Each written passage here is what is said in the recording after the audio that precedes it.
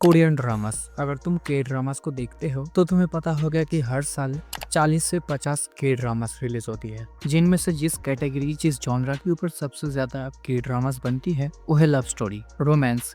Normally के dramas ये love story romance की वजह से ही फेमस है। अगर एक साल में 50 के ड्रामास रिलीज होती है, उनमें से आधे से ज्यादा रोमांस के जॉनरा में ही बनते हैं। और रोमांस के बाद अगर किसी कैटेगरी किसी जॉनरा के ऊपर सबसे ज्यादा के ड्रामास बनती है या जिस जॉनरा के ऊपर रोमांस के बाद सबसे ज्यादा के ड्रामास देखी जाती हैं वो है फैंटेसी।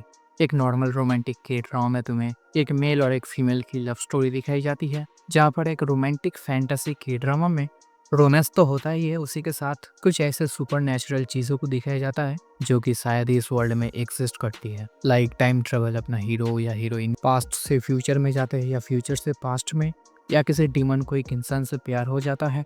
तो आज मैं तुम्हें इस वीडियो में 3 ऐसे रोमांटिक फैंटेसी की ड्रामा के बारे में बताऊंगा जिनको कि शायद ही तुमने अब तक देखा है। पहले ही बता दो, इस लिस्ट में माय डीमन, गॉब्लिन जैसी की ड्रामास नहीं है। एंड इन तीनों की ड्रामास को मैंने रिसेंट टाइम पे ही देखा है, तो मुझे लगा कि तुम लोग के साथ भी शेयर करना चाहिए। आखिर से स्टार्ट करें तो तीसरे नंबर पर है मियाओ द सीक्रेट बॉय। नाम से तो पता चल ही गया होगा कि इस के ड्रामा में अपना जो मेन लीड कैरेक्टर है वो एक बिल्ली है। जहाँ पे अगर डायरेक्ट कहानी की बात करें तो सीरीज में अपनी जो लीड एक्ट्रेस है उसको उसका एक दोस्त एक दिन एक बिल्ली गिफ्ट करता है, मतलब कि कुछ दिनों के लिए ही रखने को देता है। आगे जाकर पता चलता है कि वो बिल्ली या फिर बिल्ला इंसानी रूप ले सकता है। तो स्टोरी बहुत ही सिंपल है। अपनी जो मेन लीड एक्ट्रेस है, जब उसको पता चलता है कि उसके पास एक ऐसा बिल्ला है जो कि इंसान में बदल सकता है, तो आगे जाकर वो इस बिल्ली के साथ क्या करती है एंड ये बिल्ली कैसे इंसानी रूप ले सकता है, इन्हीं सब चीज़ों को जानने के लिए तुम्हें इस के ड्रामा को देखना होगा। तुम्हें इस के ड्रामा में रोमांस मिलेगा, कॉमेडी मिलेगी। सीरीज में टोटल 12 एपिसोड है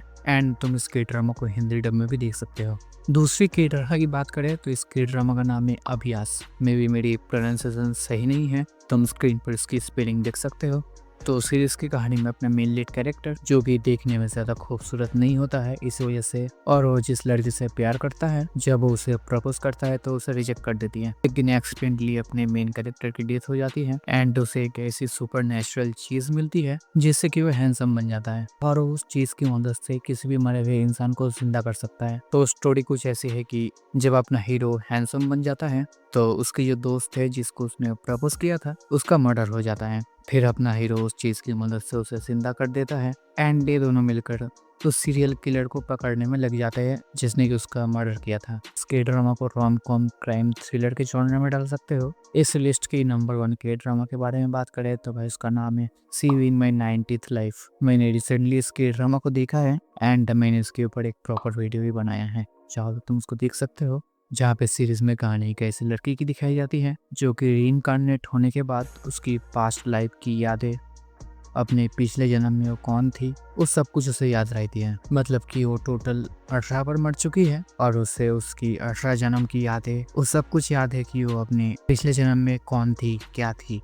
तो जब वो 18वीं पर मरती है उस लाइफ में उसे एक लड़के से प्यार हो जाता है और फिर से रीइंकार्नेट होने के बाद वो उस लड़के को ढूंढने में लग जाती है। इन सब के बीच में बहुत सारे सीक्रेट्स बाहर आते हैं, जैसे कि उसे उसकी पास्ट लाइफ की यादें कि वो क्यों उन यादों को भूल नहीं पा रही है। फिर जब वो 18वीं पर मरती है उसका किसी ने मर्डर किया था, तो उसका किसने मर्डर किया था, जिस लड़के को ढूंढ रही है क्या उसे ढूंढ पाती है या नहीं, इन्हीं सब चीज़ों को जानने के लिए तुम्हें इस के ड्रामा को देखना होगा। मैं तुम्हें इस के ड्रामा को हाईली रिकमेंड करूंगा कि एक बार जरूर देखना। अगर तुम्हें फैंटेसी रोम कॉम के ड्रामास पसंद है तो इसमें भी टोटल 12 एपिसोड है, तुम इसको नेटफ्लिक्स पर हिंदी में देख सकते हो।